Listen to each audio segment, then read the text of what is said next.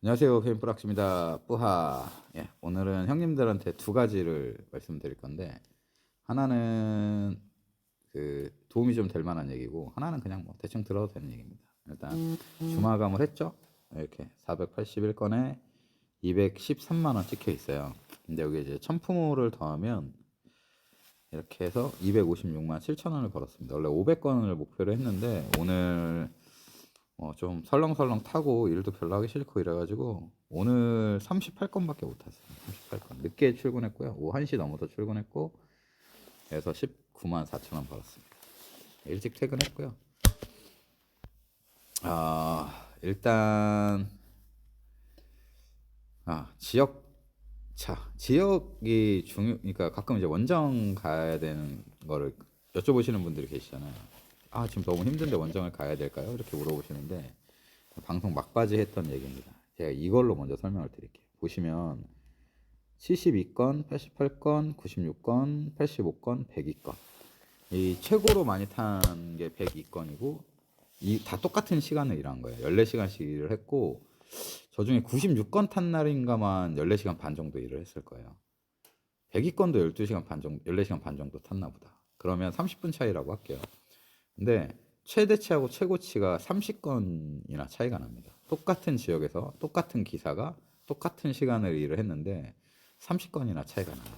엄청난 차이죠. 엄청난 차이. 플러스 같은 경우는 천품호 기준으로 평당가를 제 기준은 5천 원을 잡아요. 저는 이제 권해 장타를 선호하지 않기 때문에 평당가가 좀 낮은 편이죠. 그럼에도 불구하고 5천 원을 잡아요. 그러면 30건이면 하루에 15만 원 차이까지 날 수 있다는 얘기입니다. 그죠? 단순히 계산해 보면 그래요.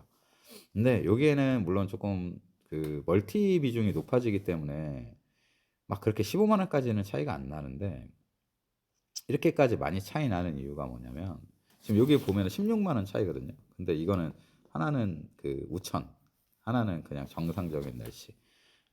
그러니까 기상할증 차이도 있고 그다음에 공휴일과 평일의 차이도 있습니다. 그렇기 때문에 지금 차이 나는 건 16만 원이지만 실제로는 아까 말씀드린 것처럼 15만 원 차이까지는 안 나겠죠. 그래도 한 10만 원 정도는 차이가 날 거예요. 이유가 뭐냐면 이게 지역발하고 비슷한 개념이에요.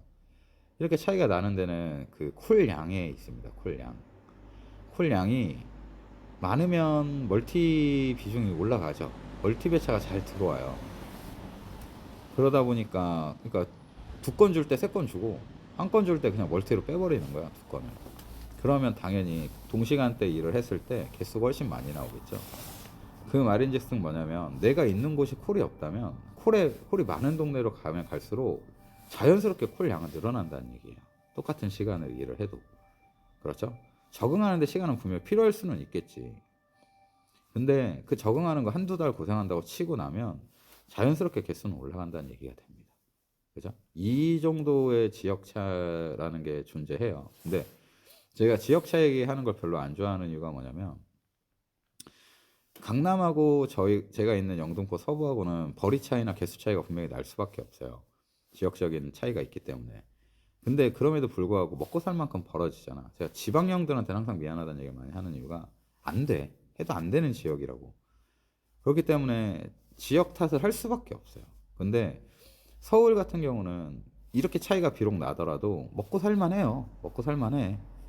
금액 다 보여드렸잖아요. 먹고 살만한데 이제 서울 근처에 사시는 분들이 서울로 입성하는 거를 좀 두려워하시잖아. 차도 많을 것 같고 천령인 아파트도 있고 뭐 이런저런 주워들은 얘기들 때문에 걱정을 많이 한다고.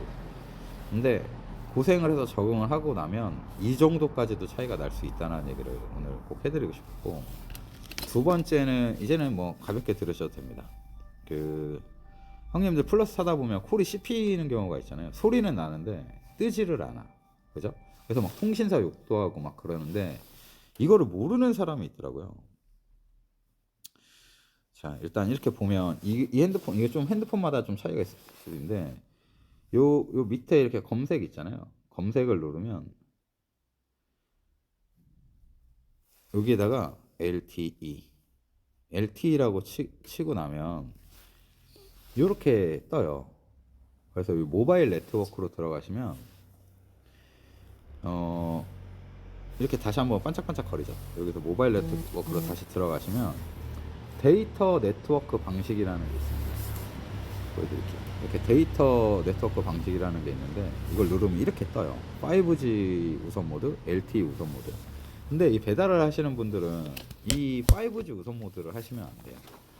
이유가 뭐냐면 5G라는 것 자체가 그 왜 라디오 주파수도 AM과 FM 있을 때 AM은 직선으로 쏘기 때문에 장애물이 많은 데서는 전파가 별로 좋지 않다 이런 얘기 있잖아요. 똑같아요. 5G도 장애물이 많으면 속도가 느려져요.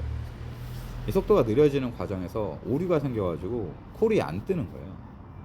그래서 배달하시는 분들은 항상 LTE 우선 모드로 하셔야 엘베에서 씹히는 게 줄어듭니다. 현저히 줄어들어요. 그리고 똑같은 돈 내는데 씨발 이왕이면 빠른 거 써야지 이렇게 생각하잖아. 이게 보통 사람의 그 기본적인 심리로 손해 보는 것 같으니까. 근데 LTE로 유튜브 보시고 영화 보시고 음악 들으셔도 똑같이 빠릅니다. 똑같이 빨라요. 손해 본다는 생각 하나도 안 드니까 배달을 하시려면 꼭 이 LTE 모드로 배달을 하셔야 됩니다. 그래야 안 터지는 엘베에서 딱 나왔을 때 전파가 빨리 잡혀가지고 콜이 떠요. 근데 5G 우선 모드를 하게 되면 콜이 안 떠. 그 40초 사이에 콜이 안 떠가지고 그냥 무응답 처리가 돼버려요.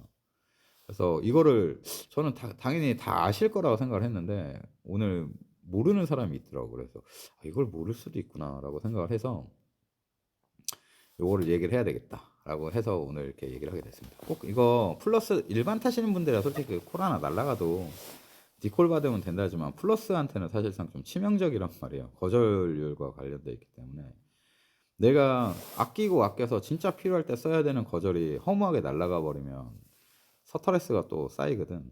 그러니까 이게 심할 때는 뭐 하루에 한 4번 막 무응답 뜰 때도 있었어요. 5G로 다니면. 근데 LTE로 다니면 일주일에 한 2-3번? 요 정도밖에 안 뜹니다. 그러니까 요걸로 꼭 바꾸셔서 편하게 콜 잡으시기 바랍니다. 저는 내일 휴무라 딱히 뭔가 뭐 라이브를 하거나 하지는 않는데 내일 그 풀프리 전도사라고 배달 세상에서 활동하는 친구를 만나기로 했어요. 그래서 영상을 가볍게 녹화를 해서 한 편 정도는 올릴 생각인데 그 친구는 이제 주에 600건 이상 타는 친구입니다. 보통 600건 타는 사람이 뭐 한 지사에 한두 명? 뭐 많아봐야 서너 명밖에 없어요. 그래서 근데 그분들이 이제 커뮤니티 활동을 잘 안 해.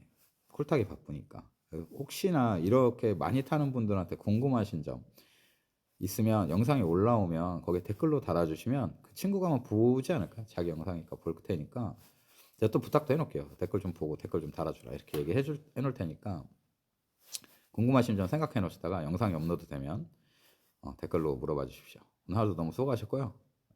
저는 내일 휴무하고 목요일 날 라이브로 찾아뵙겠습니다. 고맙습니다. 뽀빠.